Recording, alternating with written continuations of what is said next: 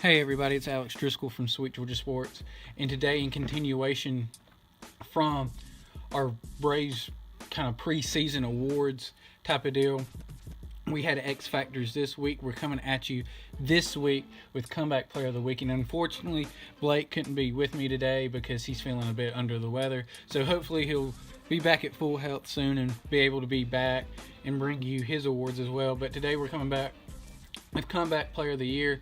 And my Comeback Player of the Year this year is none other than our newly acquired second baseman, Brandon Phillips. And you may be asking, hey, why is Brandon Phillips your Comeback Player of the Year? I mean, when we traded for him, we gave up next to nothing for the Reds. We gave up two minor league pitchers that really hadn't done anything at the major league level. I know Andrew McKirahan had been kind of effective in the bullpen, but he had shoulder issues. I think he went through Tommy John surgery this past season and basically was non-existent the whole 2016 season.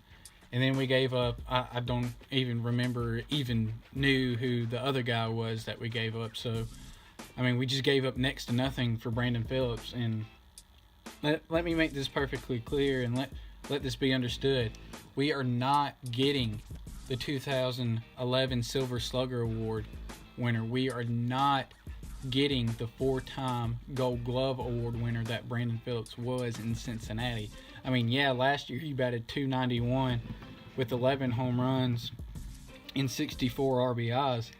But, I mean, anybody can have a good offensive year in Cincinnati. I mean, yeah, they play in the Great American Ballpark, which has earned the nickname the Great American Small Park because, I mean, it's small. It's a bandbox. It's a hitter's park. I mean, anybody can have a great year offensively in Cincinnati.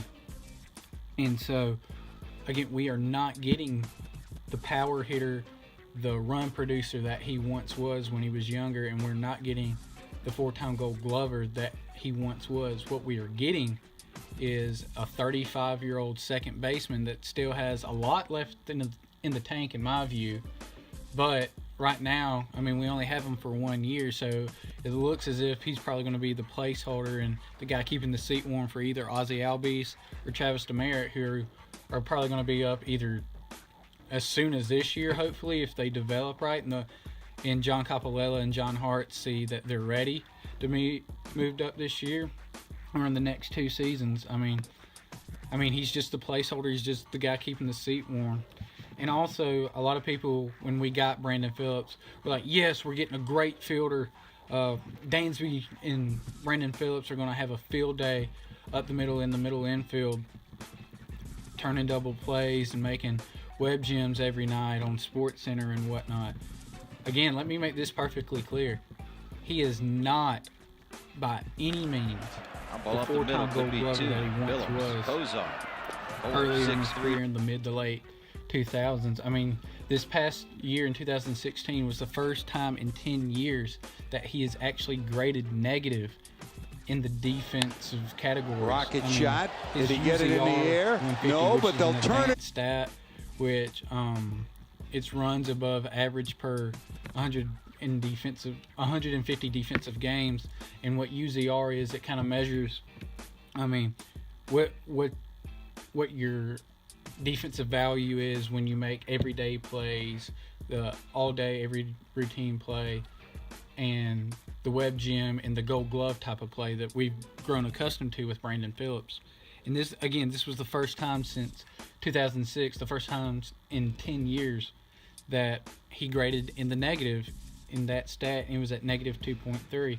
Also, with all the stats that we have nowadays and all the numbers coming at us, a lot of sites and a lot of projection sites have value numbers, and he graded negative in defensive value this year, or this past season, for the first time in 10 years when he was at negative 0.4. I mean, yeah, it's just a bit below zero, but still it's in the negative, so you can tell that he isn't the defender that he once was. But here's the deal with Brandon Phillips for me. Even though he's shown regression these past couple of seasons, that means he's due for some major progression and taking a big step forward in his first year, probably his first and only year here in Atlanta. I know he's a hometown boy, He's from Stone Mountain. He went to Redan High School in the Atlanta metro area. And I know he'll probably get a lot of fan support once he hits free agency next year, saying, hey, we need to sign him. He's a hometown boy. But I think this is going to be his first and only year here in Atlanta.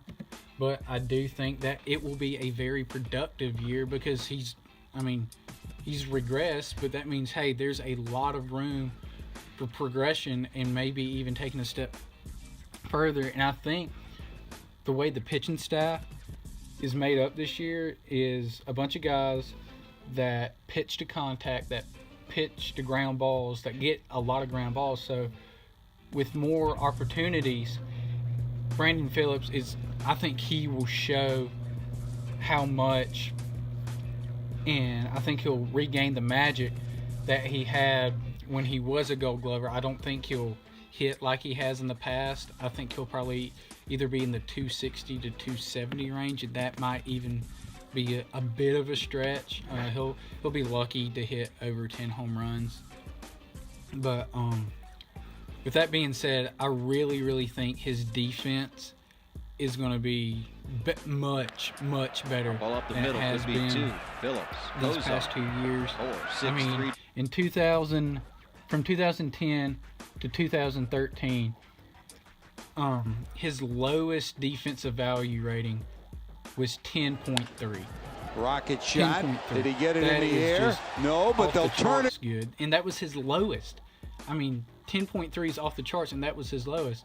But since 2014, when it was 9.9 in defensive value, it's just gone down. Last night, and 3 more from here today. 9.9 in 2014, it went to 4.1 in And what a 2015, play by and Brandon again, Phillips. it Oh was my, -0.4 love winning this Phillips past season for Brandon Phillips. to end the inning.